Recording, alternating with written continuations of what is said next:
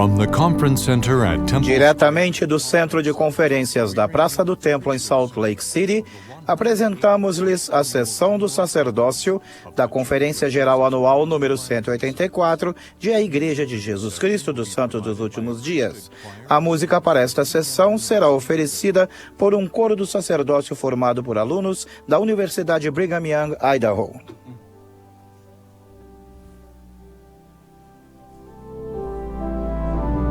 O presidente Dieter F. Uchtdorf, segundo o conselheiro na primeira presidência da igreja, dirigirá a sessão do sacerdócio nesta noite.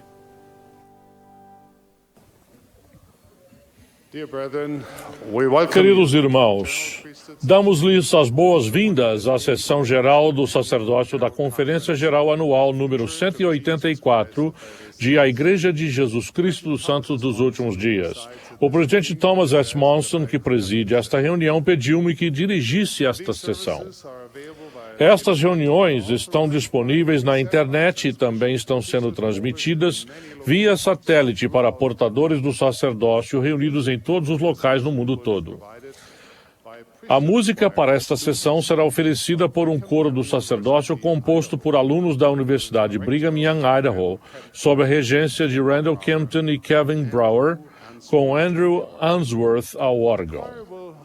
O coro dará início a esta reunião cantando Vede, ó Santos. A oração de abertura será proferida pelo Elder LeGrand R. Curtis Jr., dos 70.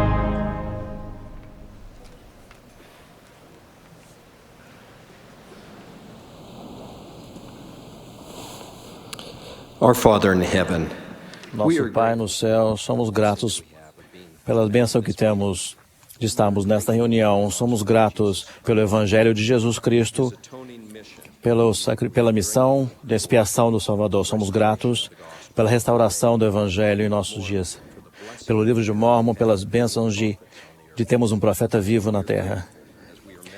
Somos gratos, nos reunimos hoje à noite, podemos ser ensinados por apóstolos e profetas.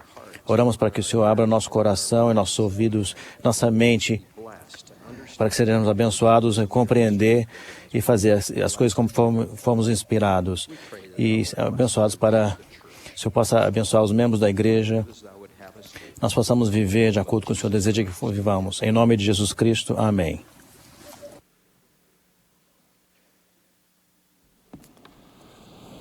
The choir will now favor us with secret prayer. O coro agora nos brindará com secreta oração. Após o hino, teremos o prazer de ouvir o elder Dallin H. Oaks, do Quórum dos 12 Apóstolos. Ele será seguido pelo elder Donald L. Hallstrom, da Presidência dos 70. O irmão Randall L. Red, segundo conselheiro na Presidência Geral dos Rapazes, falará então a nós.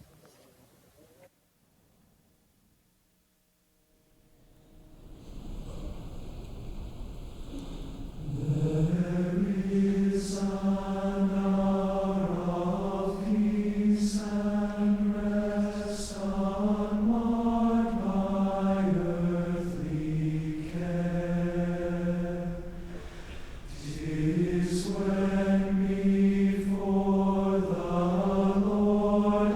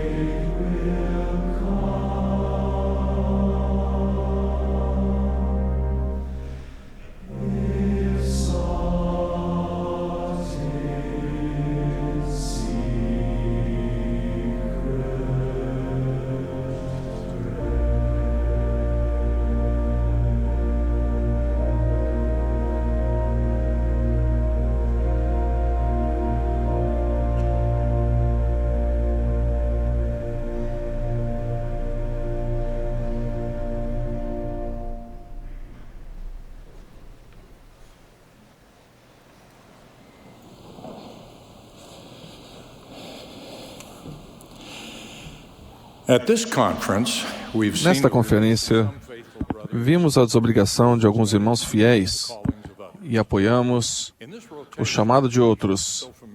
Nessa rotatividade tão conhecida na igreja, não descemos quando somos desobrigados e nem subimos quando somos chamados. Não há em cima ou embaixo no serviço do Senhor. Há apenas para frente ou para trás.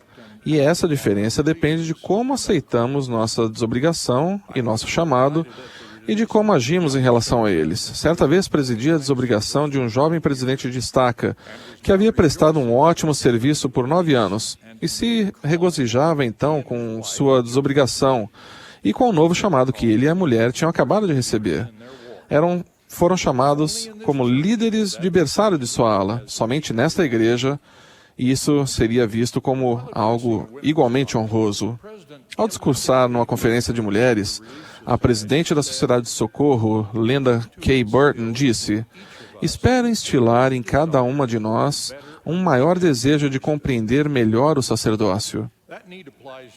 Essa necessidade se aplica a todos nós, e vou abordar esse assunto ao falar sobre as chaves e a autoridade do sacerdócio. Como essas questões preocupam tanto os homens quanto as mulheres, fico feliz que esta conferência seja transmitida e publicada para todos os membros da igreja. O poder do sacerdócio abençoa todos nós. As chaves do sacerdócio dirigem as mulheres e também os homens. E as ordenanças do sacerdócio e a autoridade do sacerdócio pertencem tanto às mulheres quanto aos homens. O presidente Joseph F. Smith descreveu o sacerdócio como o poder de Deus delegado ao homem, por meio do qual os homens podem agir na terra para a salvação da humanidade. Outros líderes nos ensinaram que o sacerdócio é o maior poder que há nesta terra. É o poder pelo qual a terra foi criada. As Escrituras ensinam que esse mesmo sacerdócio que existia no princípio existirá também no fim do mundo.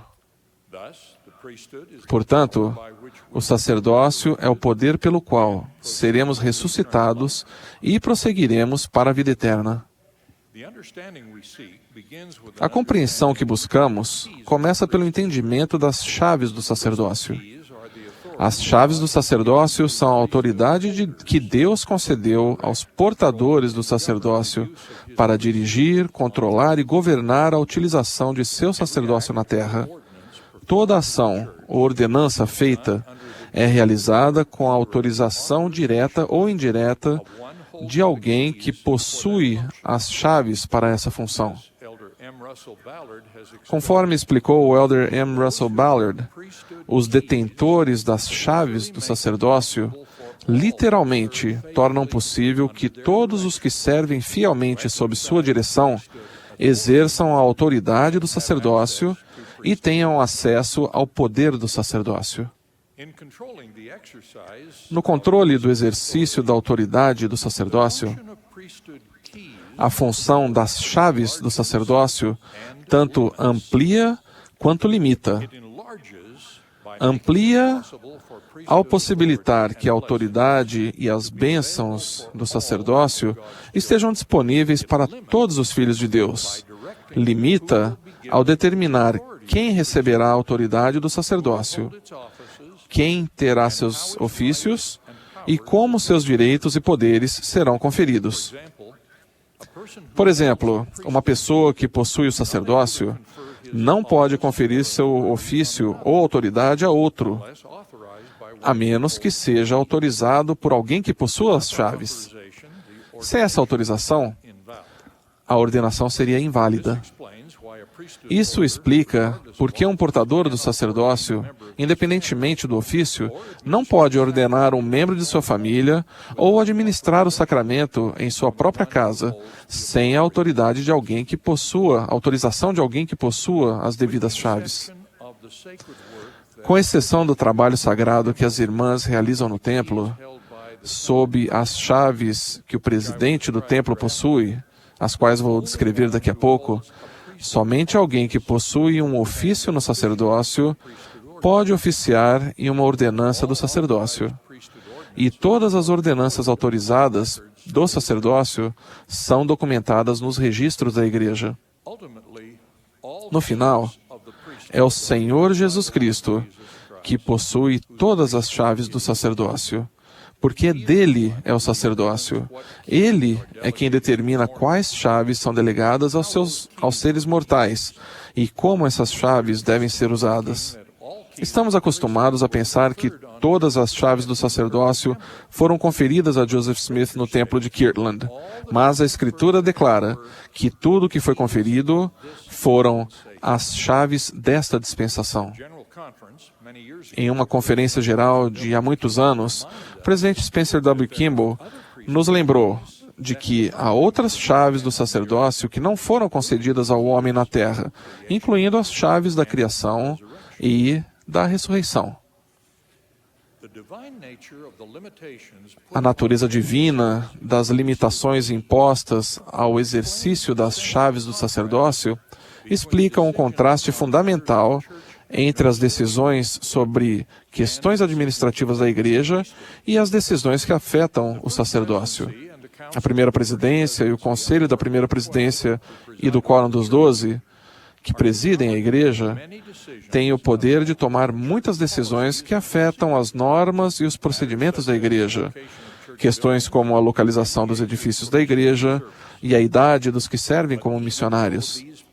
Mas embora essas autoridades presidentes possuam e exerçam todas as chaves delegadas aos homens nesta dispensação, eles não são livres para alterar o padrão divinamente decretado de que somente os homens possuem ofícios no sacerdócio. Chego agora ao assunto da autoridade do sacerdócio. Vou começar pelos 3 princípios que acabamos de mencionar. 1. O sacerdócio é o poder de Deus delegado ao homem para agir em prol da salvação da humanidade. 2. A autoridade do sacerdócio é governada por portadores do sacerdócio que possuem as chaves do sacerdócio. E 3. Como as Escrituras declaram que todas as outras autoridades e ofícios da Igreja são apêndices desse sacerdócio de Melquisedeque, tudo o que é feito sob a direção dessas chaves do sacerdócio é realizado com a autoridade do sacerdócio.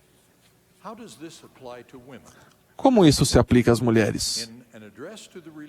Num discurso para a Sociedade de Socorro, o presidente Joseph Fielding Smith, que na época era o presidente do Quórum dos 12 Apóstolos, disse o seguinte: embora as irmãs não tenham recebido o sacerdócio, ele não foi conferido a elas. Isso não significa que o Senhor não lhes concedeu autoridade. Um homem ou uma irmã pode receber autoridade para fazer certas coisas na igreja, que são válidas e absolutamente necessárias para a nossa salvação, como o trabalho que nossas irmãs realizam na casa do Senhor.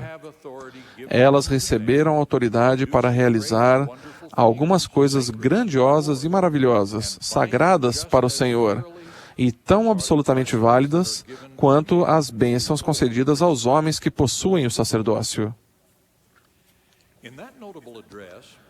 Nesse extraordinário discurso, o presidente Smith disse muitas e muitas vezes que as mulheres receberam autoridade. Para as mulheres, ele disse: vocês podem falar com autoridade, porque o Senhor lhes concedeu autoridade.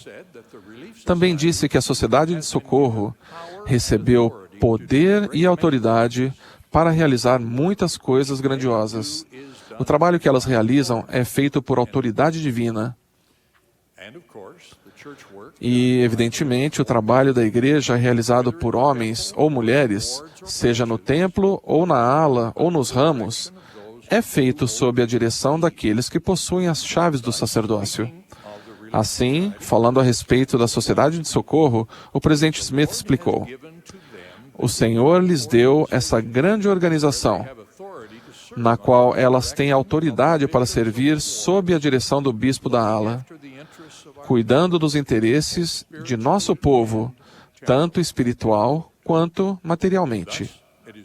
Assim, Verdadeiramente foi dito que, para as mulheres, a sociedade de socorro não é apenas uma classe, mas algo do qual elas fazem parte, um apêndice divinamente estabelecido do sacerdócio.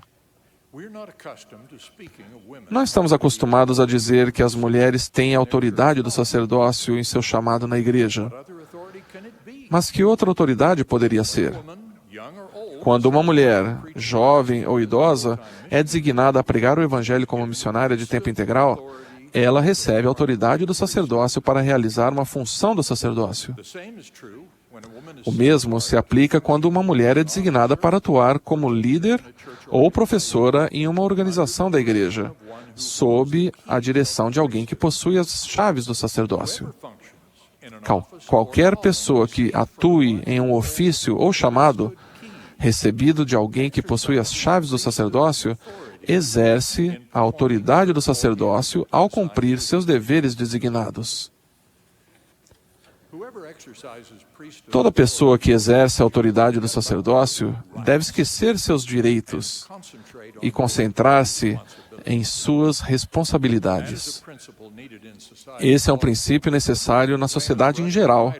O famoso escritor russo Alexander Solzhenitsyn disse: é hora de não defendermos tanto os direitos humanos, mas as obrigações humanas. Os santos dos últimos dias, sem dúvida, reconhecem que a qualificação para a exaltação não é uma questão de assegurar os direitos, mas sim de cumprir as responsabilidades. O Senhor determinou que somente os homens serão ordenados a ofícios do sacerdócio. Mas, como vários líderes da igreja salientaram, os homens não são o sacerdócio. Os homens possuem o sacerdócio, com o sagrado dever de usá-lo para abençoar todos os filhos de Deus. O maior poder que Deus concedeu a seus filhos não pode ser exercido sem a companhia de uma de suas filhas, porque somente para suas filhas Deus concedeu o poder de ser uma criadora de corpos para que o desígnio de Deus e o grande plano possam ser realizados. Essas foram as palavras do presidente J. Reuben Clark. Ele continuou: esse é o lugar de nossas esposas e de nossas mães no plano eterno. Elas não são portadoras do sacerdócio, não têm o encargo de cumprir os deveres e as funções do sacerdócio, nem estão sobrecarregadas com suas responsabilidades. Elas são as edificadoras e as organizadoras sob seu poder e partilham de suas bênçãos, possuindo o complemento dos poderes do sacerdócio e uma função tão divinamente chamada, tão eternamente importante em seu lugar, quanto o próprio sacerdócio. Nessas palavras inspiradas, o presidente Clark estava falando da família. Conforme é declarado na proclamação sobre a família, o pai preside a família. Ele e a mãe têm responsabilidades separadas, mas têm a obrigação de ajudar-se mutuamente como parceiros iguais. Alguns anos antes da proclamação sobre a família, o presidente Spencer W. Kimball deu esta explicação inspirada. Quando nos referimos ao casamento como uma parceria, falamos do casamento como uma parceria plena. Não queremos que nossas mulheres SUD sejam parceiras caladas ou limitadas nessa designação eterna. Por favor, sejam parceiras plenas que contribuem. À vista de Deus, quer na igreja ou na família, as mulheres e os homens são iguais, mas têm responsabilidades diferentes. Encerro com algumas verdades sobre as bênçãos do sacerdócio. Ao contrário das chaves do sacerdócio e das ordenações ao sacerdócio, as bênçãos do sacerdócio estão ao alcance das mulheres e dos homens, nos mesmos termos. O dom do Espírito Santo e as bênçãos do templo são ilustrações conhecidas dessa verdade. Em seu excelente discurso proferido na Semana Educacional da BYU, no verão passado, o Elder M. Russell Ballard ensinou o seguinte: Nossa doutrina da Igreja coloca as mulheres em posição de igualdade com os homens, mas com certas particularidades. Deus não considera nenhum dos dois sexos melhor ou mais importante do que o outro. Quando vão ao templo, tanto homens como mulheres são investidos com o mesmo poder, o poder do sacerdócio. O acesso ao poder e às bênçãos do sacerdócio está ao alcance de todos os filhos de Deus. Presto testemunho do poder e das bênçãos do sacerdócio de Deus, que estão igualmente disponíveis para seus filhos e para suas filhas. Presto testemunho da autoridade do sacerdócio, que é exercida em todos os ofícios e em todas as atividades de a Igreja de Jesus Cristo dos Santos dos Últimos Dias. Presto testemunho da função divinamente determinada das chaves do sacerdócio, que nosso profeta presidente Thomas S. Monson possui e exerce em sua plenitude.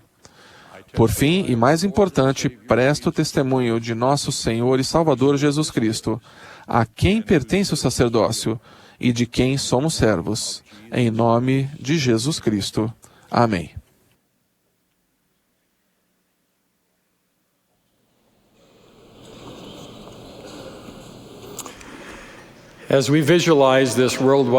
Ao visualizarmos esta reunião mundial, lembramos-nos que nada há que se compare a ela, em lugar algum. O propósito da sessão do sacerdócio da Conferência Geral é o de ensinar aos portadores do sacerdócio que tipo de homens eles devem ser e inspirar-nos a atingir esse ideal. Na época que eu estava no sacerdócio arônico, no Havaí, há meio século, e quando eu era missionário na Inglaterra, reuníamos-nos nas capelas e, com muito esforço, ouvíamos a sessão do sacerdócio usando uma conexão telefônica. Anos depois, os satélites permitiram que a transmissão fosse feita para alguns locais selecionados da igreja, com aquelas imensas antenas parabólicas a fim de que pudéssemos ver e ouvir a reunião. Ficávamos assombrados com aquela tecnologia. Poucos teriam imaginado o mundo atual em que qualquer pessoa que tenha acesso à internet por meio de um smartphone, tablet ou computador pode receber a mensagem desta reunião. Contudo, essa acessibilidade imensamente maior à voz dos servos do Senhor, que é como se fosse a própria voz do Senhor, tem pouco valor, a menos que estejamos dispostos a receber a palavra e depois a segui-la.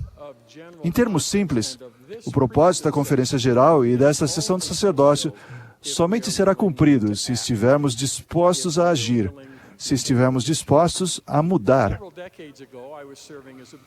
Há várias décadas, eu servia como bispo. Ao longo de muito tempo, reuni-me com um homem da minha ala que era vários anos mais velho. Aquele irmão tinha um relacionamento problemático com a esposa e estava sem falar com os filhos. Tinha dificuldades para manter-se empregado, não tinha amigos e achava a interação com os membros da ala tão difícil que acabou ficando sem vontade de servir na igreja. Durante uma conversa bem intensa sobre os problemas de sua vida, ele se inclinou na minha direção como se quisesse colocar um fim a nossas muitas conversas e disse: "Bispo, tenho mau gênio e é assim que eu sou." Aquela declaração me deixou perplexo naquela noite e tem me perseguido desde aquele momento. Depois que aquele homem decidiu, ou depois que qualquer um de nós decidir, é assim que eu sou, desistimos de nossa capacidade de mudar. Podemos erguer a bandeira branca, depor as armas, encerrar a batalha e simplesmente nos render. Perdemos toda a possibilidade de vitória. Embora alguns de nós achemos que isso não se enquadra em nossa descrição, talvez todos tenhamos pelo menos um ou dois hábitos maus do tipo: é assim que eu sou. Bem, reunimos-nos nesta sessão do sacerdócio porque quem somos não é quem podemos nos tornar. Reunimos-nos aqui nesta noite em nome de Jesus Cristo. Reunimos-nos com a confiança de que sua expiação dá a cada um de nós a capacidade de mudar, sejam quais forem nossas fraquezas, nossos defeitos ou nossos vícios. Reunimos-nos com a esperança de que nosso futuro, não importa qual tenha sido a nossa história, pode ser melhor. Quando participamos dessa reunião com a real intenção de mudar, o Espírito tem pleno acesso ao nosso coração e à nossa mente. Como o Senhor revelou ao profeta Joseph, e acontecerá que, se exercerem fé em mim, lembre-se de que a fé é um princípio de poder e de ação. Derramarei meu Espírito sobre eles no dia em que se congregarem. E isso significa hoje. Se acha que seus problemas são insuperáveis, deixe-me contar-lhe sobre um homem que conheci numa pequena vila nos arredores de Hyderabad, Índia, em 2006. Aquele homem era um exemplo da disposição de mudar. Aparal Nulu nasceu na região rural da Índia. Quando tinha 3 anos, contraiu poliomielite e tornou-se deficiente físico. Sua sociedade lhe ensinou que seu potencial estava severamente limitado. Contudo, quando era um jovem adulto, conheceu os missionários. Eles lhe ensinaram a respeito de um potencial maior, tanto nessa vida quanto na eternidade vindoura. Ele foi batizado e confirmado membro da igreja. Com uma visão significativamente mais elevada, estabeleceu a meta de receber o sacerdócio de Melquisedeque e de servir uma missão de tempo integral. Em 1986, foi ordenado elder e chamado para servir na Índia. Tendo dificuldade para caminhar, ele fazia o melhor que podia, usando uma bengala em cada mão, e com frequência caía, mas desistir nunca foi uma opção. Ele assumiu o compromisso de servir uma missão honrosa e dedicada, e foi o que fez. Quando conheci o irmão Nulu, quase 20 anos depois de sua missão, ele nos cumprimentou alegremente no fim de uma estrada e nos conduziu por um caminho de terra esburacado até a casa de 2 cômodos onde morava com a esposa e 3 filhos. Era um dia extremamente quente e desconfortável. Ele ainda caminhava com muita dificuldade, mas não havia autopiedade. Por meio de diligência pessoal, ele se tornou professor e dava aulas para as crianças da vila. Quando entramos em sua modesta casa, ele imediatamente me levou até um canto e pegou uma caixa com seus pertences mais importantes. Ele queria que eu visse uma folha de papel. Nela estava escrito: com os melhores votos e bênçãos para o elder Nulu, um missionário corajoso e feliz, datado de 25 de junho de 1987, assinado por Boyd K. Packer. Naquela ocasião, quando o então elder Packer visitou a Índia e falou para um grupo de missionários, ele confirmou o potencial que o elder Nulu tinha. Em suma, o que o irmão Nulu estava me dizendo é que naquele dia, em 2006, foi quando o evangelho o mudou permanentemente. Naquela visita à casa da família Nulu, estávamos acompanhados do presidente da missão. Ele estava ali para entrevistar o irmão Nulu, sua mulher e seus filhos, para que os pais recebessem sua investidura e fossem selados, e para que os filhos fossem selados aos pais. Também apresentamos à família aos acertos feitos para que eles viajassem ao templo de Hong Kong, China, a fim de receber aquelas ordenanças. Eles choraram de alegria ao ver que seu sonho de longa data seria realizado. O que é esperado de um portador do sacerdócio de Deus? Quais mudanças são exigidas de nós para tornar-nos o tipo de homens que deveríamos ser? Gostaria de fazer 3 sugestões. Número 1. Precisamos ser homens do sacerdócio. Quer sejamos rapazes que possuem o sacerdócio arônico ou homens que possuem o sacerdócio de Melquisedeque, precisamos ser homens do sacerdócio, mostrando maturidade espiritual porque fizemos convênios. Como Paulo disse, quando eu era menino, falava como menino, sentia como menino, discorria como menino, mas logo que cheguei a ser homem, acabei com as coisas de menino. Devemos ser diferentes porque possuímos o sacerdócio, não arrogantes ou orgulhosos ou menosprezadores, mas humildes e ensináveis e mansos. O recebimento do sacerdócio e seus vários ofícios deve significar algo para nós. Não deve ser apenas um mero rito de passagem formal que ocorre em certas idades, mas um ato sagrado de convênio realizado de modo deliberado e ponderado. Devemos nos sentir muito privilegiados e gratos, de modo que todas as nossas ações demonstrem isso. Se raramente chegamos a pensar no sacerdócio, precisamos mudar. Número 2. Precisamos servir. A essência de portar o sacerdócio é magnificar nosso chamado, servindo ao próximo. Se nos abstemos de nosso mais importante dever, de servir nossa esposa e filhos, se não aceitamos ou cumprimos passivamente os chamados na igreja, ou se não nos importamos com os outros, a menos que isso nos seja conveniente, não estamos sendo como deveríamos ser. O Salvador declarou: amarás o Senhor teu Deus de todo o teu coração, de toda a tua alma e de todo o teu pensamento. E depois acrescentou: se me amares, servir-me-ás. O egoísmo é a antítese da responsabilidade do sacerdócio. E se esse for um traço de nosso caráter, precisamos mudar. Número 3. Precisamos ser dignos. Não tenho a capacidade do Elder Holland, tal como ele fez numa sessão do sacerdócio há poucos anos, de agarrar vocês pelo colarinho e berrar com toda a força. Mas, queridos irmãos, precisamos nos conscientizar de como as práticas comumente aceitas pelo mundo sufocam nosso poder no sacerdócio. Se achamos que podemos sequer flertar com a pornografia, ou com a violação da lei da castidade, ou com qualquer forma de desonestidade, sem que isso afete negativamente nossa vida e nossa família, estamos nos enganando. Moroni declarou: esforçai-vos por fazer todas as coisas dignamente.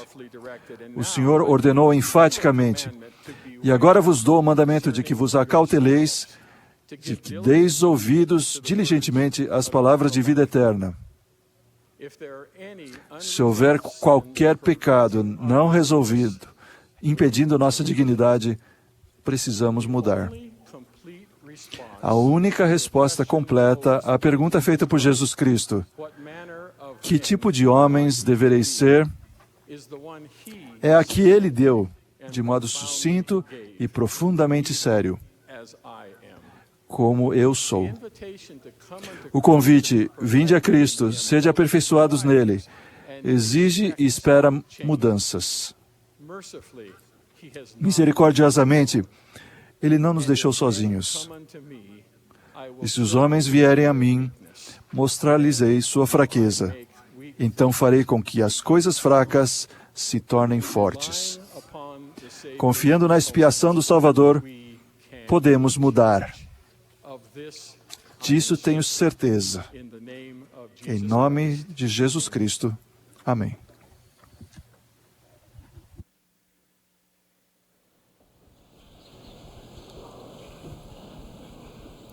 Young men, you have probably heard before. Rapazes, vocês provavelmente já deram ter ouvido dizer que são uma geração escolhida. O que significa que vocês foram escolhidos e preparados para ver a Terra nesta época para um grande propósito. Sei que isso é verdade. Mas nesta noite, gostaria de dirigir-me a vocês como a geração das escolhas. Porque nunca na história da humanidade as pessoas foram abençoadas com tantas escolhas. Mais escolhas significam mais oportunidades, e mais oportunidades significam maior potencial de fazer o bem e, infelizmente, o mal. Creio que Deus os enviou para cá nesta época porque Ele confia que vocês vão conseguir discernir o certo em meio às incríveis escolhas que existem hoje. Em 1974, o presidente Spencer W. Kimball disse: creio que o Senhor está ansioso para colocar em nossas mãos invenções que os leigos mal podem vislumbrar. E Ele fez isso. Vocês estão crescendo com uma das maiores ferramentas para o bem da história da humanidade, a internet. Ela vem com um elaborado menu de escolhas.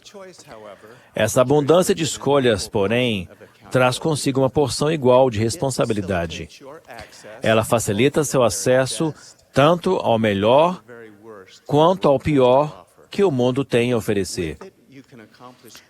Com ela, vocês podem realizar coisas excelentes em pouquíssimo tempo, ou podem se enredar num interminável círculo vicioso de trivialidades que desperdiçam seu tempo e degradam seu potencial.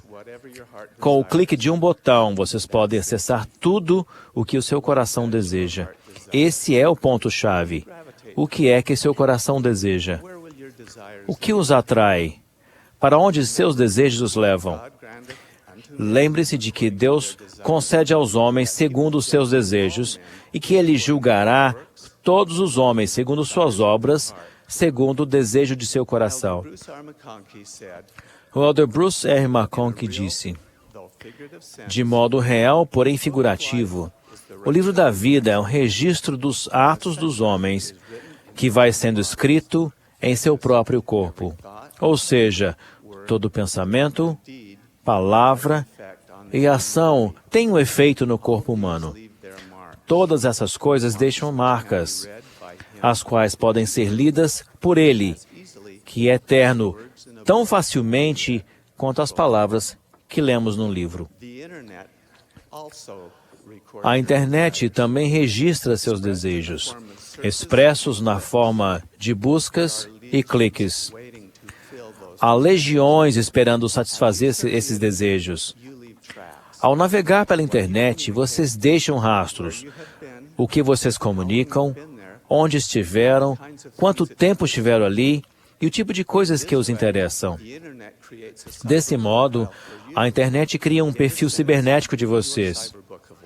Em certo sentido, o seu livro da vida cibernético. Tal como na vida, a internet vai devolver-lhes cada vez mais o que vocês procurarem.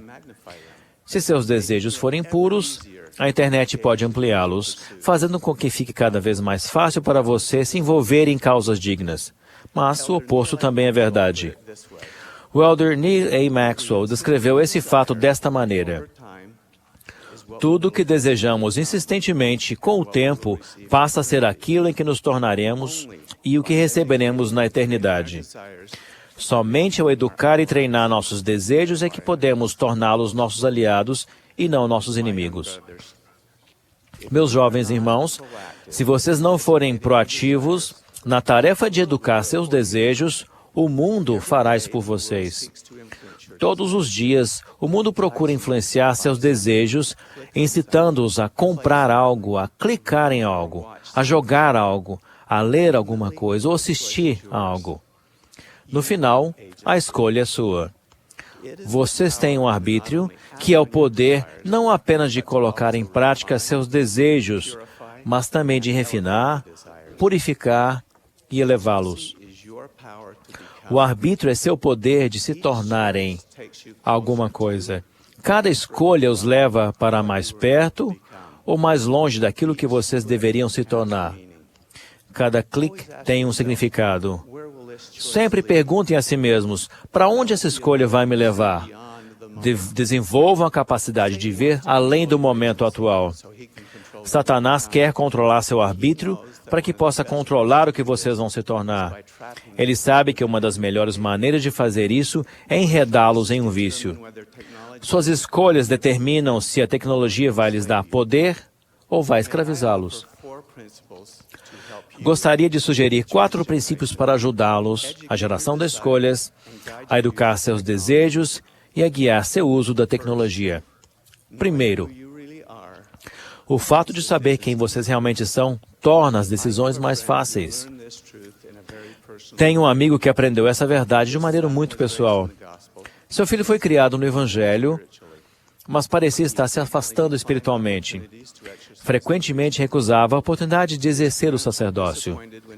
Seus pais ficaram decepcionados quando ele declarou que havia decidido não servir à missão. Meu amigo orou sinceramente por seu filho, esperando que ele tivesse uma mudança no coração. Essas esperanças foram desfeitas quando seu filho anunciou que estava noivo e pretendia se casar, mas não no templo. O pai suplicou que o filho recebesse sua bênção patriarcal. Por fim, o filho concordou, mas insistiu em falar com o patriarca sozinho. Quando voltou depois da bênção, estava muito emocionado. Levou a namorada para fora, onde conversaram em particular. O pai espiou pela janela e viu o jovem casal enxugando as lágrimas um do outro. Mais tarde, ele contou ao pai o que havia acontecido. Com grande emoção, explicou que, durante a bênção, ele teve um vislumbre de quem ele era no mundo pré-mortal. Viu como tinha sido valente e influente ao persuadir outros a seguir Cristo. Sabendo quem ele realmente era, como poderia deixar de servir missão? Rapazes, lembrem-se de quem vocês realmente são. Lembrem que possuem o santo sacerdócio. Isso vai inspirá-los a fazer as escolhas certas, a usarem a internet e durante toda a sua vida. Segundo, conecte-se à fonte de poder. Bem na palma da mão, vocês têm todo o conhecimento de eras. E mais importante ainda, tem as palavras dos profetas, desde os dias do Velho Testamento até o presidente Thomas S. Monson. Mas se vocês não recarregarem seu celular regularmente, ele será inútil e você vai se sentir perdido e desconectado. Vocês não conseguiriam ficar um único dia sem recarregar sua bateria. Muito mais importante do que sair de casa todos os dias com a bateria de seu celular totalmente carregada é estar com sua bateria espiritual totalmente recarregada. Sempre que vocês conectarem seu celular, lembrem-se de perguntar a si mesmos se vocês se conectaram à fonte mais importante de força espiritual, a oração e o estudo das Escrituras, que os preparam para receber inspiração do Espírito Santo. Isso os ajudará a conhecer a mente e a vontade do Senhor para fazer as pequenas, mas importantes escolhas que determinam sua direção. Muitos de nós paramos imediatamente o que estamos fazendo para ler uma mensagem de texto. Não deveríamos dar mais importância às mensagens do Senhor? Negligenciar a conexão com esse poder deveria ser algo impensável para nós. Terceiro, não é o fato de ter um celular que os torna mais inteligentes, mas sim usá-lo com sabedoria. Rapazes, não façam coisas idiotas com seu smartphone. Todos sabem o que estou falando, não sabem? Há inúmeras maneiras pelas quais a tecnologia pode distraí-los do que é mais importante. Sigam o ditado: onde quer que se encontre, esteja presente ali. Quando estiverem dirigindo, dirijam. Quando estiverem numa classe, concentrem-se na aula. Quando estiverem com os amigos, concedam-lhes a dádiva de sua atenção. Seu cérebro não consegue concentrar-se em duas coisas ao mesmo tempo. Realizar tarefas múltiplas significa ficar rapidamente mudando a atenção de uma coisa para outra. Um antigo provérbio diz: se perseguir 2 coelhos, não vai pegar nenhum. Por fim, o Senhor nos concedeu a tecnologia para cumprir seus propósitos.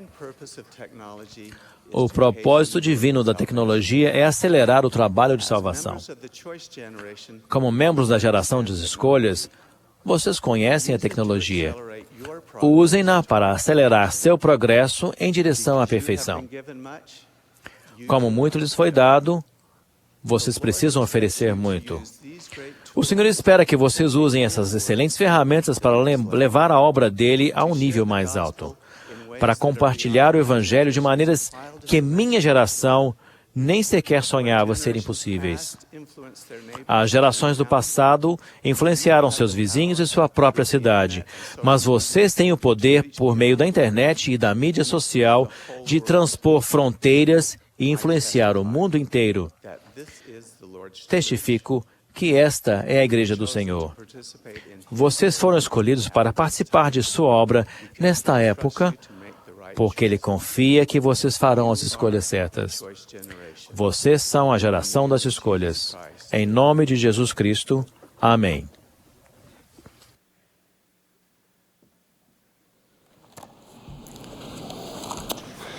Thank you, brethren, for these inspired messages. Obrigado, irmãos, por essas mensagens inspiradas. O coro e a congregação cantarão agora, em pé, a Deus, Senhor e Rei. Ao término do hino, terei o prazer de dirigir-lhes a palavra. Após meu discurso, ouviremos o presidente Henry B. Eyring, primeiro conselheiro na primeira presidência.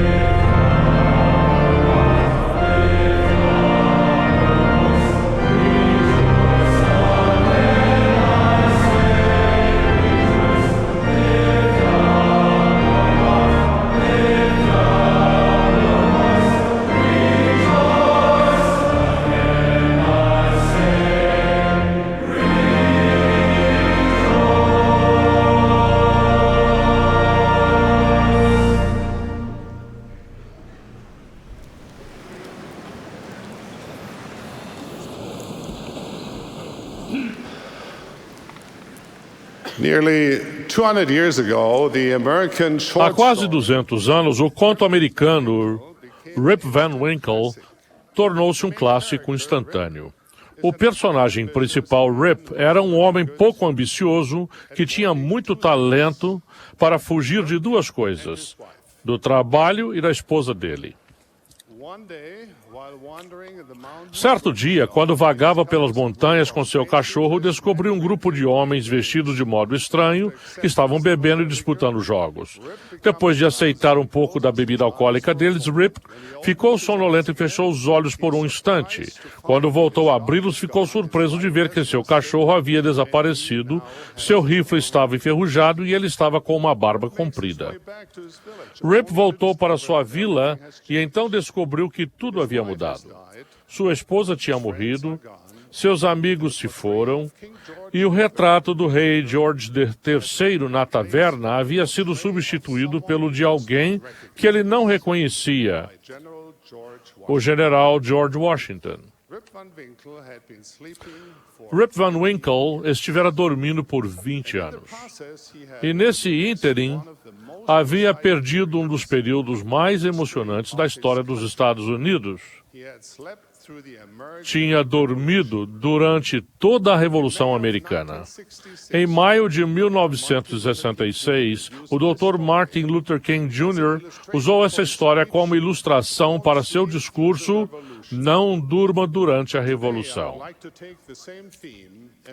Hoje gostaria de usar esse mesmo tema e propor uma pergunta a todos os que portam o sacerdócio de Deus.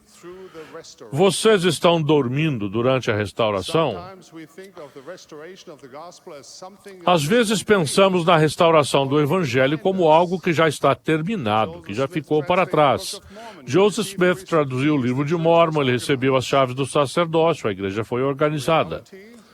Na verdade, a restauração é um processo em andamento. Nós a estamos vivenciando bem agora. Ela inclui tudo o que Deus revelou e as muitas coisas grandiosas e importantes que Ele ainda vai revelar. Irmãos, os emocionantes acontecimentos atuais fazem parte desse período de preparação. Há muito predito que culminará na gloriosa segunda vinda do nosso Salvador Jesus Cristo. Este é um dos períodos mais extraordinários da história do mundo. Os profetas antigos ansiaram por ver nossos dias. Quando nosso tempo na mortalidade estiver terminado, que experiências poderemos compartilhar referentes à nossa própria contribuição para este período significativo de nossa vida e para o progresso do trabalho do Senhor? Será que poderemos dizer que arregaçamos as mangas e trabalhamos com todo o coração, poder, mente e força? Ou teremos de admitir que nosso papel, em sua maior parte, foi o de observador? Suponho que haja vários motivos pelos quais é fácil ficar um pouco sonolento em relação à edificação do reino de Deus. Deixe-me mencionar 3 dos principais. Ao fazê-lo, convido-os a refletir se algum deles se aplica a vocês. Se virem espaço para melhorar, peço que ponderem o que poderia ser feito para mudar para melhor. Primeiro, egoísmo. Já falamos hoje à noite sobre egoísmo. As pessoas egoístas procuram seus próprios interesses e prazeres acima de tudo. A pergunta primordial da pessoa egoísta é: o que eu ganho com isso? Irmãos, estou certo de que conseguem ver que essa atitude está claramente em oposição ao espírito exigido para edificar o reino de Deus. Quando buscamos agradar a nós mesmos ou servir a nós mesmos, nossas prioridades se centralizam em nosso próprio reconhecimento e prazer.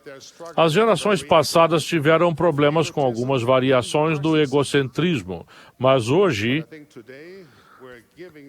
eu acho que temos muitas outras. Será coincidência que o dicionário Oxford tenha recentemente considerado o termo selfie como a palavra do ano?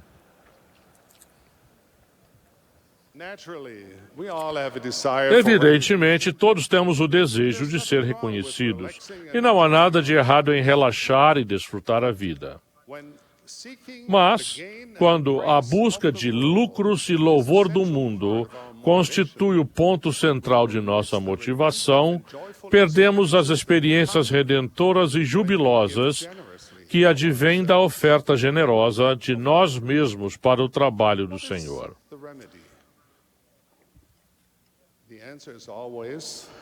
Qual é a solução? A resposta, como sempre, está nas palavras de Cristo. Se alguém quiser vir após mim, negue-se a si mesmo e tome a sua cruz e siga-me.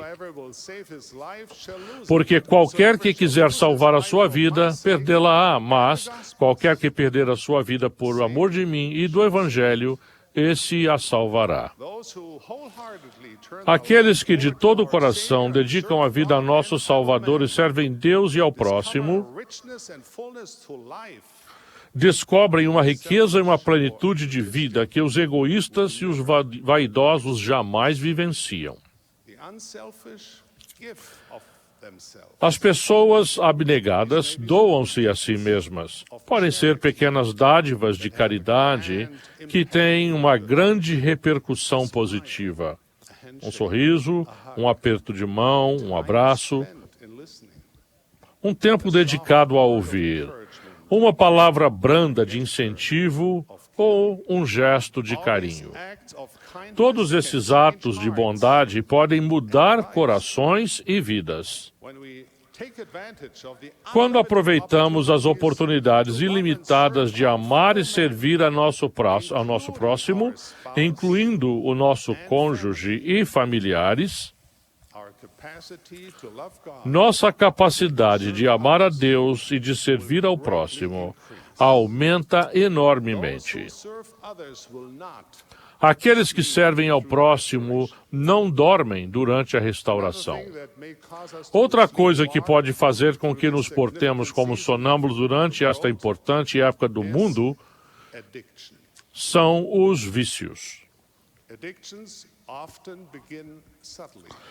Os vícios geralmente começam de modo sutil. Eles são pequenos fios de ações repetidas que se entrelaçam até formarem as fortes cordas do hábito. Os hábitos negativos têm o potencial de tornar-se vícios debilitantes. Essas correntes aprisionadoras do vício podem ter muitas formas, como a pornografia, a bebida, o sexo, as drogas, o fumo, o jogo, alimentos, o trabalho, a internet ou a realidade virtual.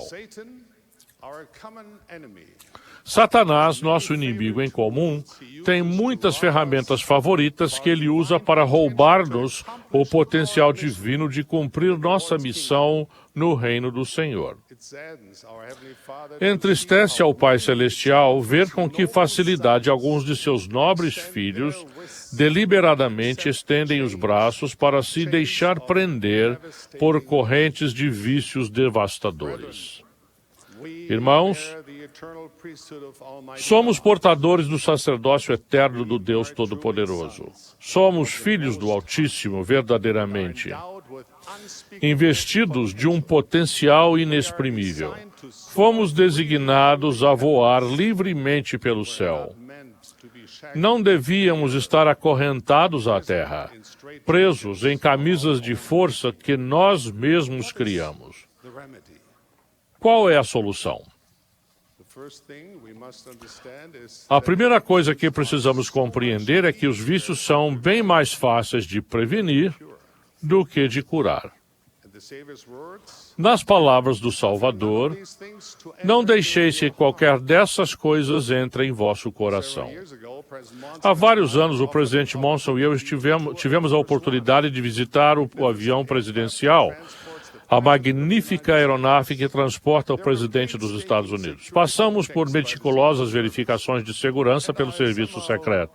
E dei um leve sorriso quando os agentes revistaram o profeta antes de subirmos a bordo.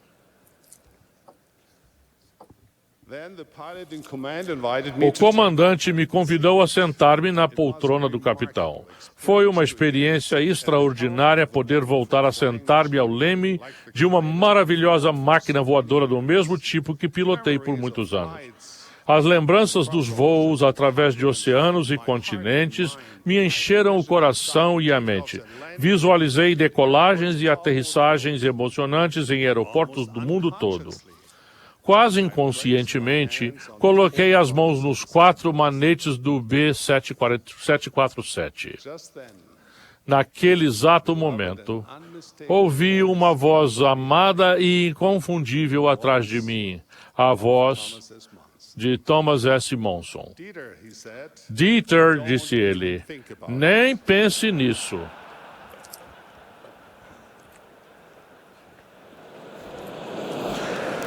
I'm not admitting to anything. Não estou admitindo nada. Mas pode ser que o presidente Monson leia mentes.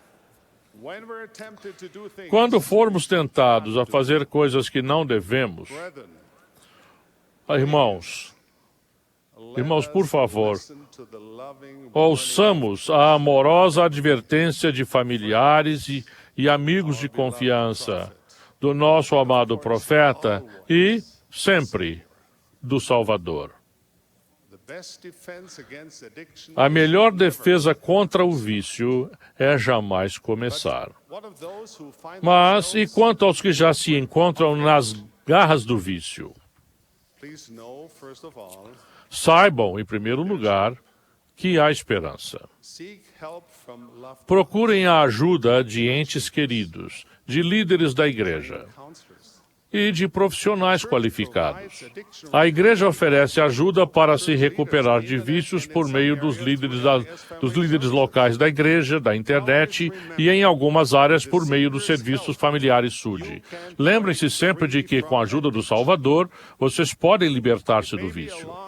Pode ser que o caminho seja longo e difícil, mas o Senhor não vai desistir de vocês. Ele os ama.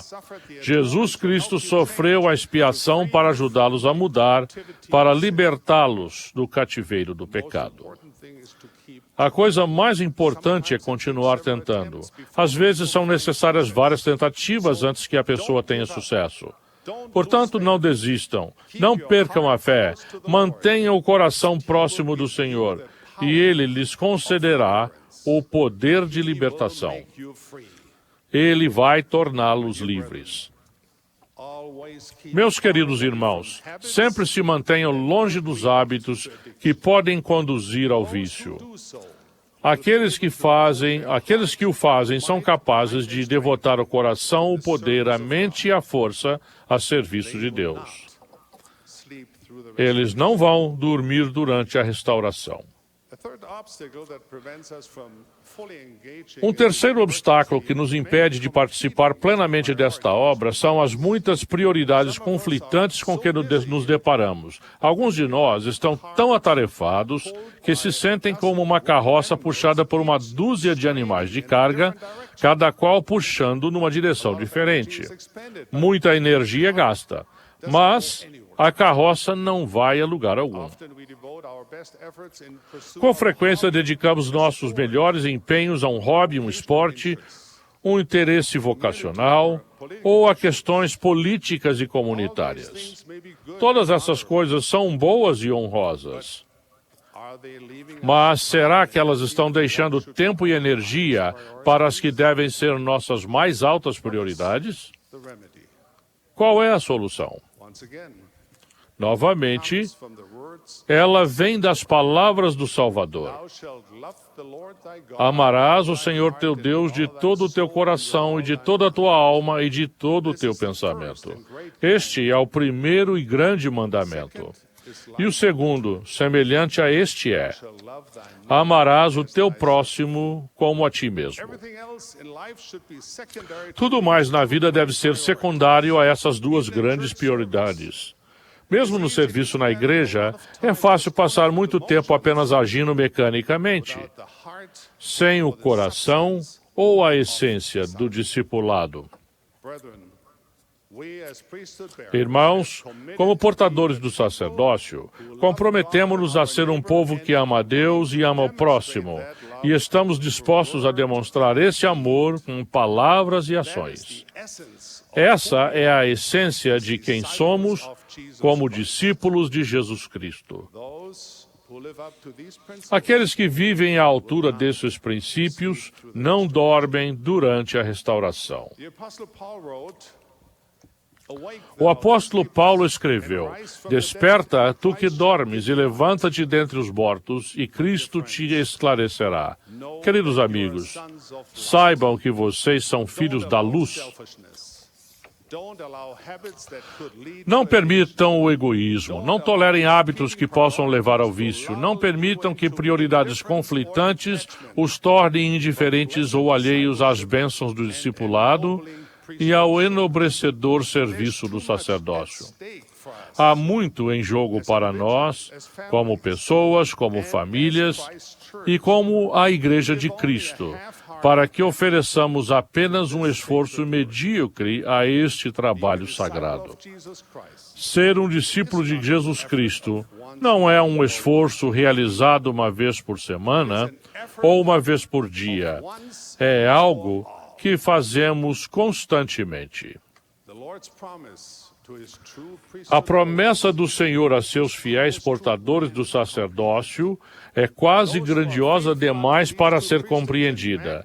Aqueles que forem fiéis de modo a obter esses 2 sacerdócios e a magnificar seu chamado, serão santificados pelo Espírito para a renovação do corpo. Portanto, tudo que o Pai possui lhe será dado. Testifico que o poder purificador da expiação de Jesus Cristo e o poder transformador do Espírito Santo podem curar e resgatar a humanidade. É nosso privilégio, nosso sagrado dever e nossa alegria atender ao chamado do Salvador, segui-lo com uma mente solícita e um coração pleno de propósito. Que sacudamos as correntes com que estamos amarrados e saiamos da obscuridade e levantemo-nos do pó.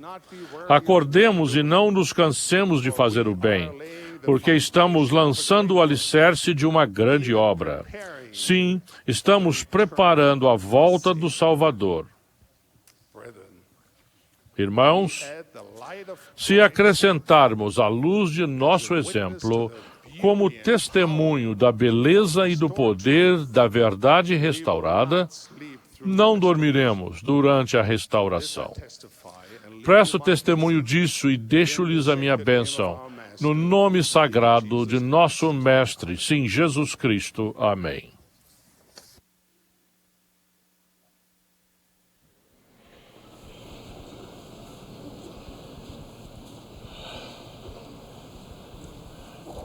My dear brothers, I'm Meus grateful. queridos irmãos, eu estou grato de estar nesta reunião com vocês esta noite. Que o Espírito do Senhor esteja comigo e com vocês. Todos nós temos heróis, principalmente quando somos jovens. Nasci e fui criado em Princeton, New Jersey, nos Estados Unidos. As mais famosas equipes esportivas próximas do lugar em que morávamos tinham sua sede na cidade de Nova York. Ali havia 3 equipes profissionais de beisebol: os Brooklyn Dodgers, New York Giants e New York Yankees. A cidade da Filadélfia ficava ainda mais perto de casa e era a sede das equipes de beisebol Athletics e Phillies. Havia muitos possíveis heróis do beisebol para mim naquelas equipes. Joe DiMaggio, que jogava no New York Yankees, tornou-se meu herói de beisebol. Quando os meus irmãos e amigos jogavam beisebol no terreno da escola próxima de casa, eu tentava girar o taco da mesma forma que Joe DiMaggio fazia.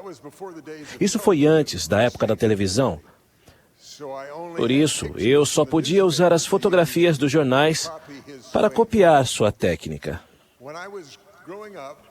Quando eu estava crescendo, quando eu era mais jovem, meu pai me levou para um estádio dos Yankees. Foi a única vez que vi Joe DiMaggio jogar. Como se eu ainda estivesse ali, consigo visualizar na minha mente o giro do bastão e consigo ver a bola branca voando diretamente para as arquibancadas do centro do campo. Ora, a minha destreza no beisebol nem chegava aos pés da que possuía meu herói de infância, mas nas poucas vezes que rebati bem a bola, copiei a qualidade de sua vigorosa rebatida da melhor maneira que pude. Quando escolhemos heróis, começamos a copiar, consciente ou inconscientemente, o que mais admiramos neles. Felizmente, meus sábios pais colocaram grandes heróis em meu caminho quando eu era menino. Meu pai me levou ao estádio dos Yankees apenas uma vez para ver meu herói de beisebol jogar. Mas todos os domingos ele me fazia observar um homem do sacerdócio que se tornou meu herói. Aquele herói moldou minha vida. Meu pai era o presidente do pequeno ramo que se reunia em nossa casa. Nosso ramo nunca teve uma frequência maior do que 30 pessoas. E nós ficávamos no primeiro andar. Havia um rapaz que levava a mãe dele de carro até a nossa casa para as reuniões. Mas ele nunca entrava na casa. Ele não era membro. Foi meu pai quem conseguiu convidá-lo para entrar em nossa casa. Ele foi batizado e se tornou meu primeiro e único líder do sacerdócio arônico. Tornou-se meu herói do sacerdócio. Ainda me lembro da escultura de madeira que ele me deu como recompensa quando terminei um projeto de cortar lenha para uma viúva. Tenho tentado ser como ele, sempre que faço um elogio merecido a um servo de Deus. Escolhi outro herói naquele pequeno ramo. Era um fuzileiro naval dos Estados Unidos que ia às nossas reuniões vestindo seu uniforme verde. Era época de guerra. E só isso já o tornava meu herói. Tinha sido enviado à Universidade de Princeton pelos fuzileiros navais para aprimorar-se nos estudos. Porém, muito mais do que o seu uniforme militar, eu o vi jogar no estádio Palmer como capitão da equipe de futebol americano da Universidade de Princeton. Eu o vi jogar na equipe de basquete universitário e também o vi jogar como um excelente apanhador em sua equipe de beisebol. E ainda mais, ele veio até a minha casa para me mostrar como arremessar uma bola de basquete com as duas mãos, com a mão esquerda e a direita. Ele disse-me que eu precisaria daquela aptidão se quisesse um dia jogar basquete em um bom time. Não me dei conta na época, mas por muitos anos ele foi para mim o modelo de um verdadeiro homem do sacerdócio. Cada um de vocês será um modelo de homem do sacerdócio, quer queiram ou não. Vocês se tornaram uma candeia acesa quando aceitaram o sacerdócio. O Senhor os colocou num velador para iluminar o caminho de todos ao seu redor. Isso é particularmente verdade em relação aos que estão em seu quórum do sacerdócio. Vocês podem ser um modelo excelente, um modelo médio ou ruim. Talvez achem que isso não importa para vocês, mas importa para o Senhor. Ele explicou desta maneira, citando: Vós sois a luz do mundo. Não se pode esconder uma cidade edificada sobre um monte. Nem se acende a candeia e se coloca debaixo do alqueire, mas no velador, e dá luz a todos os que estão na casa. Assim resplandeça a vossa luz diante dos homens, para que vejam as vossas boas obras e glorifiquem a vosso Pai, que está nos céus. Eu fui abençoado pelo exemplo de excelentes portadores do sacerdócio nos quóruns em que tive a felicidade de servir. Vocês podem fazer o que eles fizeram por mim, sendo um exemplo para que outros sigam. Observei 3 características em comum dos portadores do sacerdócio que foram meus heróis. Uma delas é o padrão da oração. A segunda é o hábito do serviço. E a terceira é a firme decisão de ser honesto. Todos oramos, mas o portador do sacerdócio que vocês devem ser, ora frequentemente e com real intenção. À noite, vocês se ajoelham e agradecem a Deus pelas bênçãos do dia. Vocês agradecem a Ele pelos seus pais, pelos professores e pelos excelentes exemplos a seguir.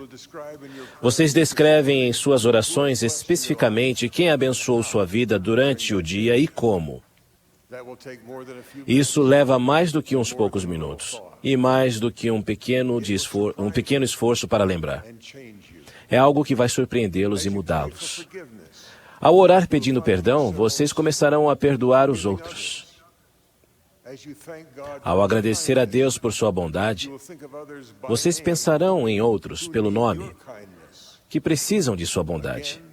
Novamente, essa experiência vai surpreendê-los a cada dia e, com o tempo, vai mudá-los. Um meio pelo qual vocês serão mudados por essa fervorosa oração é que sentirão... eu prometo que vocês sentirão realmente que são filhos de Deus. Quando souberem que são filhos de Deus, também saberão que Ele espera muito de vocês. Como filhos dele, Ele espera que vocês sigam seus ensinamentos e os ensinamentos de seu amado Filho, Jesus Cristo. Ele espera que sejam generosos e bondosos com as pessoas. Ele vai ficar desapontado se vocês forem orgulhosos e egocêntricos. Ele vai abençoá-los para que tenham o desejo de colocar os interesses dos outros acima do seu próprio. Alguns de vocês já são modelos de serviço abnegado no sacerdócio. Nos templos no mundo todo, há portadores do sacerdócio que chegam antes do sol nascer, e alguns servem até bem depois do sol se pôr. Não há reconhecimento nem aclamação pública neste mundo para esse sacrifício de tempo e de esforços. Já acompanhei jovens que servem aqueles que estão no mundo espiritual e não podem reivindicar as bênçãos do templo para si mesmos. Ao ver a alegria, em vez de cansaço no rosto daqueles que servem ali bem cedo ou até bem tarde, sei que há grandes recompensas nesta vida para esse tipo de serviço abnegado do sacerdócio. Mas é somente um vislumbre da alegria que compartilharão com aqueles a quem serviram no mundo espiritual. Vi essa mesma felicidade no rosto daqueles que falam a outros das bênçãos que recebemos por fazer parte do reino de Deus. Conheço um presidente de ramo que quase todos os dias leva pessoas aos missionários para que eles as ensinem. Há apenas alguns meses, ele não era membro da igreja. Agora, há missionários ensinando, e um ramo que cresce em número de membros e força por causa dele. Porém, mais do que isso, ele é uma luz para outros, que vão abrir a boca e acelerar a coligação que o Senhor vem fazendo dos filhos do Pai Celestial. Ao orar e servir as pessoas, seu conhecimento de que vocês são filhos de Deus vai aumentar. Vocês vão ficar mais cientes de que Ele fica triste quando vocês são desonestos em qualquer aspecto. Vocês terão mais determinação de cumprir sua palavra para com Deus e as pessoas. Estarão mais atentos a não pegar algo que não lhes pertença. Serão mais honestos com seu empregador. Terão maior determinação de ser pontuais e de concluir toda a tarefa que receberem do Senhor e que vocês aceitaram cumprir. Em vez de se perguntarem se os mestres familiares virão, as crianças das famílias que vocês foram chamados a ensinar vão ficar ansiosas por sua visita. Meus filhos receberam essa bênção. Em sua infância, eles tiveram heróis do sacerdócio que os ajudaram a estabelecer seu próprio rumo no serviço ao Senhor. Esse exemplo abençoado está agora passando para a terceira geração. Minha mensagem também é de agradecimento. Agradeço a vocês por suas orações. Agradeço por vocês se ajoelharem em reconhecimento do fato de que não conhecem todas as respostas. Vocês oram ao Deus do céu para expressar sua gratidão e para invocar suas bênçãos sobre sua vida e sobre sua família. Agradeço a vocês por seu serviço ao próximo e pelas ocasiões em que não sentiram a necessidade de reconhecimento por seu serviço. Aceitamos a advertência do Senhor de que se buscarmos méritos neste mundo para nosso serviço, podemos perder bênçãos maiores. Vocês vão se lembrar destas palavras. Citando, guardai-vos de fazer a vossa esmola diante dos homens, para serdes vistos por eles. Aliás, não tereis galardão junto de vosso Pai que está nos céus. Quando, pois, deres esmola, não faças tocar trombeta diante de ti, como fazem os hipócritas nas sinagogas e nas ruas, para serem glorificados pelos homens. Em verdade vos digo que já receberam seu galardão. Mas quando tu deres esmola, não saiba a tua mão esquerda o que faz a tua direita, para que tua esmola seja dada em secreto. E teu Pai, que vê em secreto, Ele mesmo te recompensará publicamente. Fechando a citação. Aqueles que foram meus modelos de excelentes portadores do sacerdócio não reconhecem facilmente que possuem qualidades heróicas. Na verdade, parece-lhes difícil ver essas coisas que eu tanto admiro. Mencionei que meu pai era o fiel presidente de um minúsculo ramo da igreja em New Jersey. Mais tarde, ele foi membro da Junta Geral da Escola Dominical da igreja. Tenho, porém, o cuidado de falar com modéstia a respeito de seu serviço no sacerdócio, porque ele era modesto. O mesmo acontece com o fuzileiro naval, que foi meu herói de infância. Ele nunca me falou de seu serviço no sacerdócio ou de suas realizações. Ele simplesmente serviu. Fiquei sabendo de sua fidelidade por outros. Se ele chegou a ver em si mesmo as características que admirei, não sei dizer. Assim, meu conselho a vocês, que desejam abençoar os outros com o sacerdócio, tem a ver com a sua vida, que é desconhecida para todos, exceto para Deus. Orem a Ele. Agradeçam a Ele por tudo o que há de bom em sua vida. Peçam-lhe que lhes faça saber quais pessoas Ele colocou em seu caminho para vocês servirem. Roguem a Ele que os ajude a prestar esse serviço. Orem para que possam perdoar e assim ser perdoados. Depois sirvam. Amem e perdoem essas pessoas. Acima de tudo, lembrem-se de que dentre todo o serviço que vocês prestam, nenhum é maior do que o de ajudar as pessoas a decidirem qualificar-se para a vida eterna. Deus nos deu essa orientação que abrange todas as outras sobre como usar o sacerdócio. Ele é o exemplo perfeito disso. Esse é o exemplo que vemos em pequena escala, no melhor de seus servos mortais. Citando, e o Senhor Deus falou a Moisés dizendo, os céus, eles são muitos, e são inumeráveis para o homem, mas são inumeráveis para mim, pois são meus. E como uma terra com o seu céu passará, assim outra surgirá, e não há fim para as minhas obras, nem para as minhas palavras. Pois eis que esta é a minha obra e minha glória, levar a efeito a imortalidade e vida eterna do homem. Fechando a citação. Devemos ajudar nessa obra. Cada um de nós pode fazer algo muito importante. Fomos preparados para nossa época e nosso lugar, nos últimos dias desta sagrada obra. Cada um de nós foi abençoado com o exemplo daqueles que fizeram dessa obra o propósito abrangente de sua época na Terra. Eu oro para que possamos ajudar uns aos outros a elevar-nos à altura dessa oportunidade. Deus, o Pai, vive, e Ele vai responder às suas orações, pedindo a ajuda de que necessitam para servi-lo bem. Jesus Cristo é o Senhor ressuscitado. Esta é a sua igreja. O sacerdócio que vocês possuem é o poder de agir em seu nome, em sua obra, para servir aos filhos de Deus. Ao se dedicarem de todo o coração a esta obra, Ele vai magnificá-los. Essa é a minha promessa. Em seu nome, em nome de Jesus Cristo, nosso Salvador. Amém.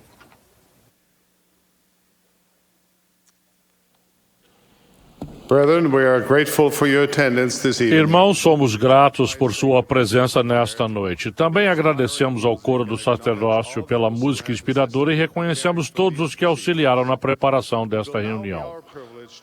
Teremos agora o privilégio de ouvir nosso amado profeta, o presidente Thomas S. Monson.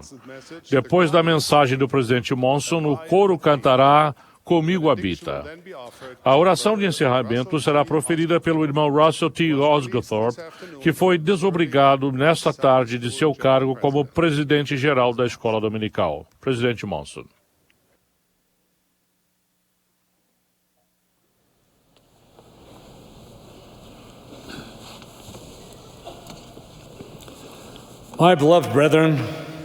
Meus amados irmãos, como é bom estar com vocês novamente.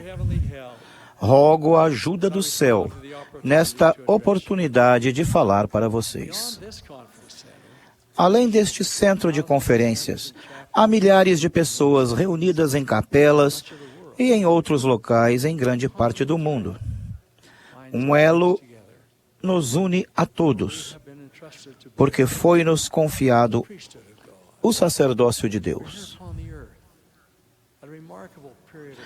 Estamos aqui na Terra numa época extraordinária de sua história. Nossas oportunidades são quase ilimitadas, mas também enfrentamos uma multidão de problemas, alguns dos quais são exclusivos de nossos dias. Vivemos num mundo em que os valores morais, em grande parte, foram deixados de lado, em que o pecado está explicitamente à mostra e em que as tentações que desviam as pessoas do caminho estreito e apertado estão por toda parte a nosso redor. Vemo-nos diante de constantes pressões e influências perniciosas que corroem a decência e procuram substituí-la pelas fúteis filosofias e práticas de uma sociedade mundana. Devido a essas e outras dificuldades, vemo-nos constantemente diante de decisões que podem determinar nosso destino. Para tomar decisões corretas, é preciso coragem. A coragem de dizer não quando devemos. A coragem de dizer sim quando for adequado. A coragem de fazer a coisa certa porque é certo. Como a sociedade está rapidamente tendendo a se afastar dos valores e princípios que o Senhor nos deu, é quase certo que seremos conclamados a defender as coisas em que acreditamos. Será que teremos coragem para fazê-lo? O presidente J. Reuben Clark Jr., que por muitos anos foi membro da primeira presidência, disse o seguinte: já houve casos de homens supostamente de fé, em algum cargo de responsabilidade, acharem que se declarassem claramente suas crenças, poderiam ser alvo da zombaria dos colegas descrentes, e suas únicas opções seriam modificar suas crenças ou fazer pouco caso delas, para justificarem-se ou diluí-las de modo destrutivo ou até fingir repudiá-las. Pessoas assim são hipócritas. Nenhum de nós gostaria de levar esse rótulo. Mas será que relutamos em declarar nossa fé em algumas situações? Podemos ajudar-nos em nosso desejo de fazer o certo se nos colocarmos em lugares e participarmos de atividades em que nossos pensamentos sejam influenciados para o bem e em que o Espírito do Senhor se sinta confortável. Lembro-me de ter lido há algum tempo o conselho que um pai deu ao filho quando este partia para a faculdade. Se algum dia você se encontrar num lugar em que não deveria estar, saia imediatamente.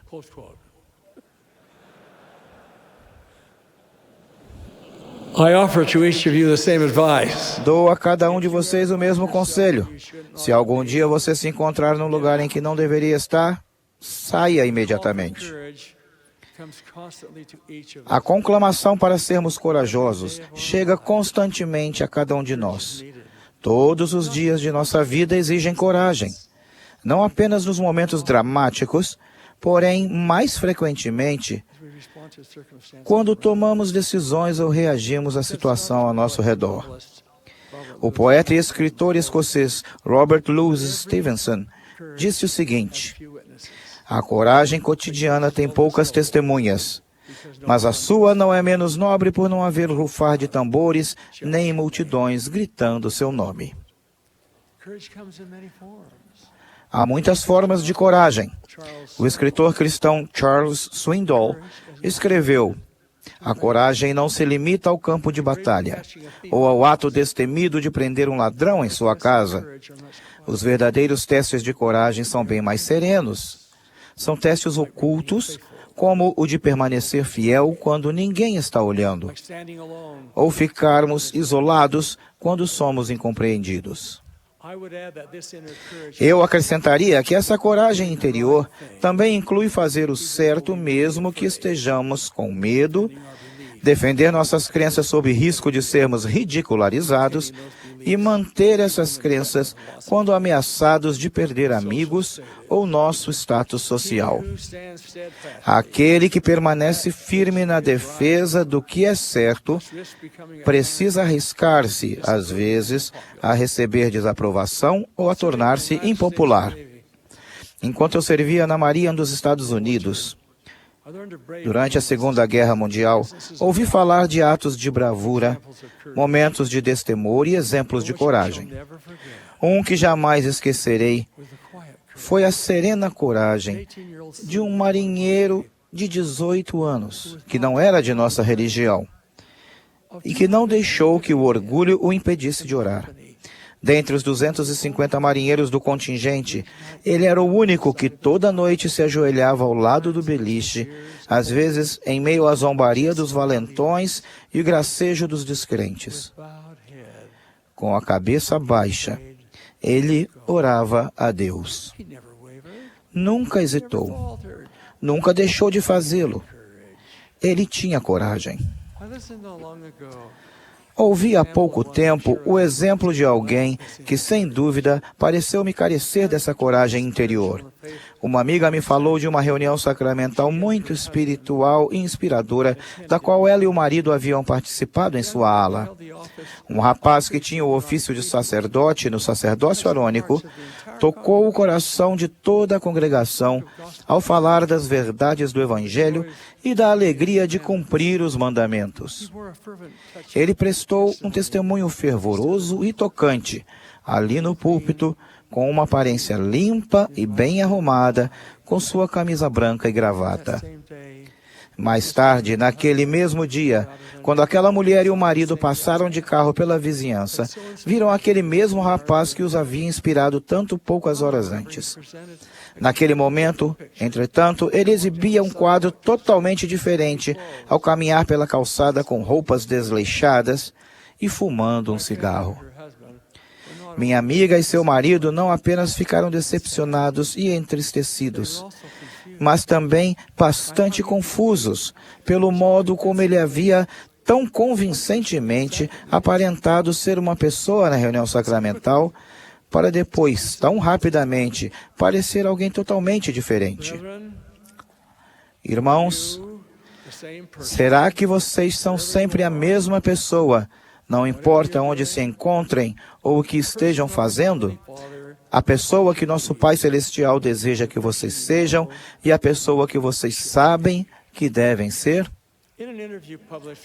Numa entrevista publicada numa revista de circulação nacional, foi pedido ao famoso jogador de basquete da NCAA, Jabari Parker, que é membro da igreja, que ele compartilhasse o melhor conselho que recebeu de seu pai. Jabari respondeu: "Meu pai disse, simplesmente seja no escuro a mesma pessoa que você é no claro." Esses irmãos, é um conselho importante para todos nós.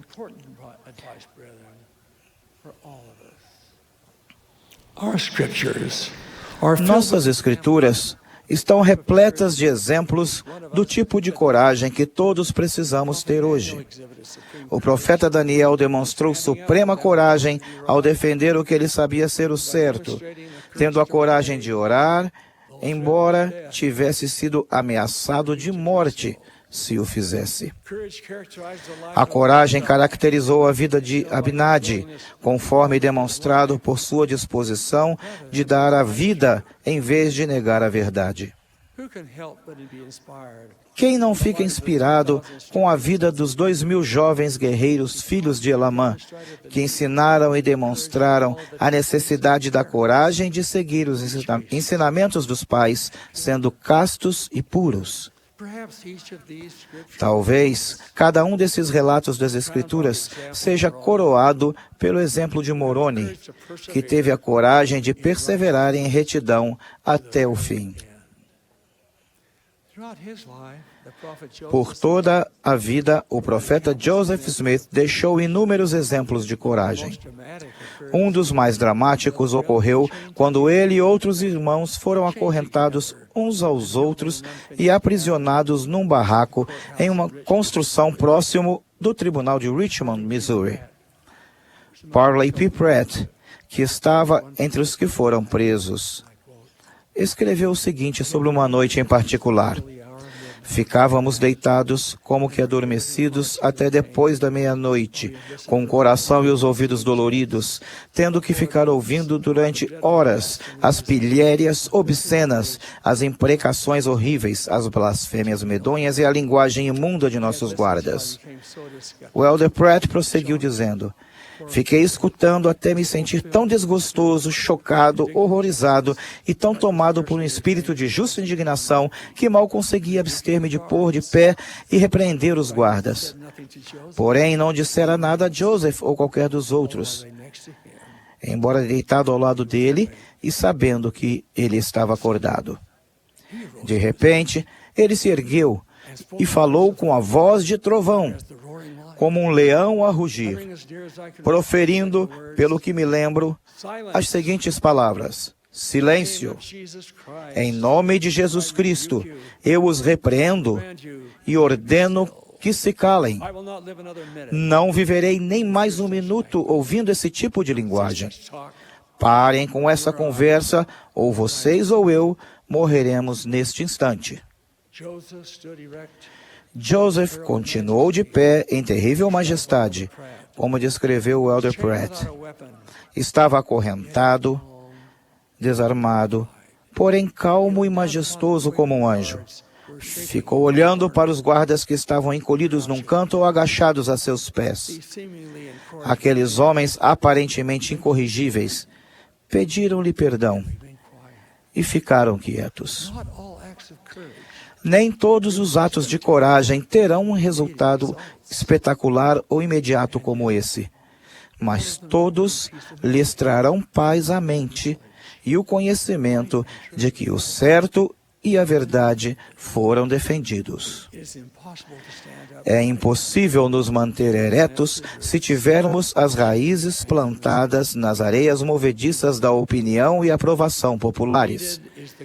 Precisamos da coragem de um Daniel, de um Abinadi, de um Moroni ou de um Joseph Smith para pegar-nos com força e firmeza ao que sabemos ser o certo. Eles tiveram a coragem de fazer o que não era fácil, mas era o certo. Todos enfrentaremos temores, escárnio e oposição. Tenhamos a coragem, todos nós, de contrariar o senso comum, a coragem de defender nossos princípios, a coragem e não o rebaixamento dos padrões traz o sorriso da aprovação de Deus.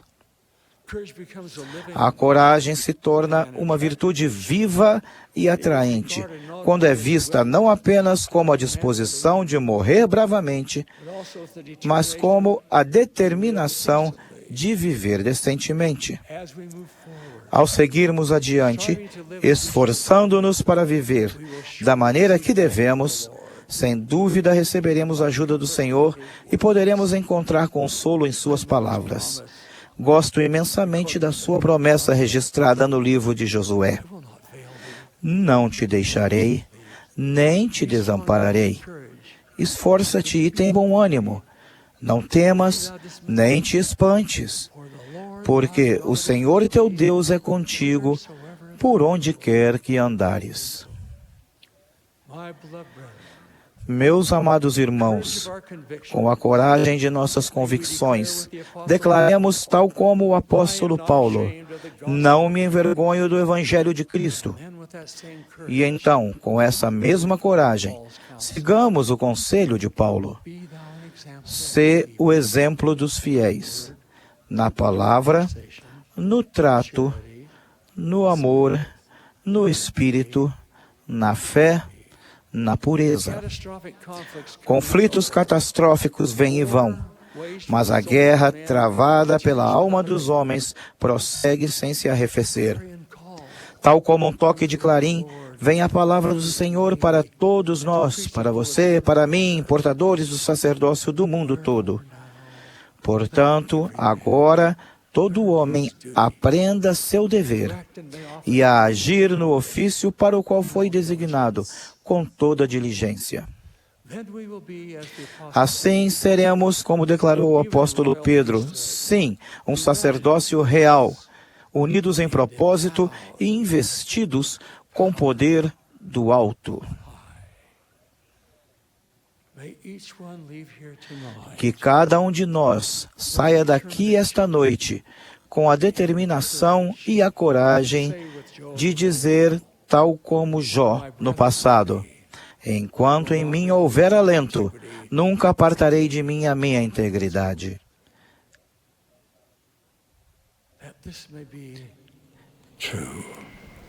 Que assim o façamos. É minha humilde oração, que eu ofereço sinceramente, em nome de Jesus Cristo, nosso Senhor. Amém.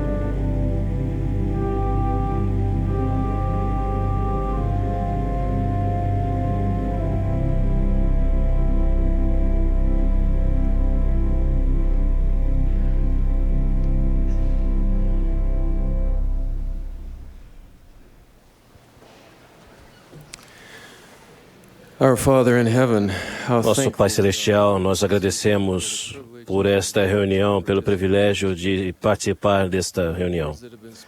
Pelas palavras que foram ditas, pelos sons, pela música, agradecemos pela presidência e por tudo que nos ensinaram.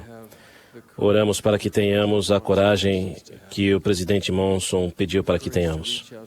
A coragem de ir atrás das pessoas, de participar desta restauração de forma mais efetiva, de termos e sermos heróis. Nós oramos para que tenhamos essa coragem e que possamos ir para casa e possamos sair e falar sobre essas coisas, que possamos refletir sobre elas e compartilhá-las, e que através delas possamos ser mais fortes e também fortalecer as pessoas. Oramos por aquelas pessoas que estão sofrendo, que suas necessidades sejam supridas e que tenham amor e cuidado e o poder do sacerdócio. Que o seu trabalho siga adiante e preencha toda essa terra. E oramos em nome de Jesus Cristo. Amém.